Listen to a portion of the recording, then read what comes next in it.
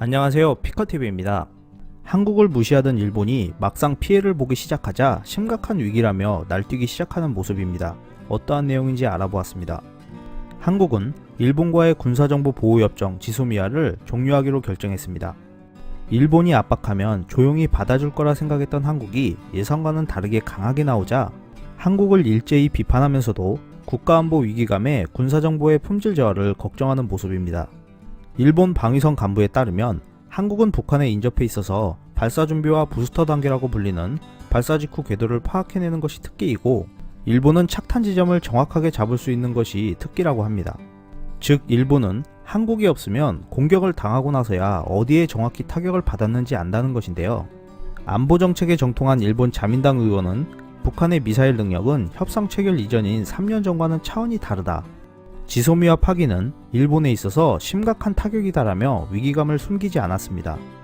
이 때문에 한국의 지소미아 파기는 일본 안보에 심각한 위협이 될 수 있고 방위비 증가 원인이 될 수 있는데요. 일본 정부 내에서도 한미일 동맹관계가 무너지고 있는 것은 일본의 외교 실패라며 한국이 협정 종료를 파기할 수 있도록 대화에 나서야 한다는 목소리가 높아지고 있습니다. 또한 한일 관계 악화가 안보 분야까지 영향을 끼친 것은 결코 용납할 수 없다고 하면서 양국 정부가 진지하게 대화를 해야 한다고 지적했습니다. 일본은 한국의 지소미아 파기에 한국이 적화 통일을 향해 돌진하고 있다고 비판했는데요.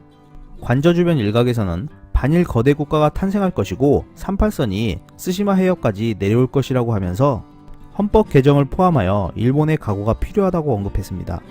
일본 내에서는 아베 정권의 잘못된 결정으로 일본 산업들이 고통을 받고 있다는 비판도 이어지고 있습니다. 관광산업 같은 경우 한일 간의 정치 대립으로 한국인 관광객이 급감하는 양상을 보이기 시작했다며 걱정하는 모습인데요. 여기에 중국 정부의 여행 규제 강화 정책으로 중국 관광객 성장이 둔화되고 있고, 홍콩 같은 경우 정부와 시민의 대립이 장기화되면서 감소폭이 커지고 있다고 우려했습니다. 일본 내에서 한국 측이 도쿄올림픽 개최와 IT 업체에 심각한 타격을 줄 수 있다는 우려도 나오고 있습니다. 도쿄올림픽 개최를 위해 현재 급속도로 진행되고 있는 각종 경기장과 대회본부 운영 등에는 다양한 첨단 장비가 사용되고 있는데, 한국이 지소미아도 파기한 마당에 이러한 설비에 사용되는 첨단 D램과 고속 대용량 SSD도 수출 규제 대상이 된다면 도쿄올림픽 개최 및 운영이 어려울 것이라는 분석입니다. 또한 전자업계에서 필수적인 D램 등 한국 소재의 조달이 지연될 경우 완성품 제조에 차질이 생겨 일본 기업의 타격은 불가피할 것이라 우려하고 있습니다.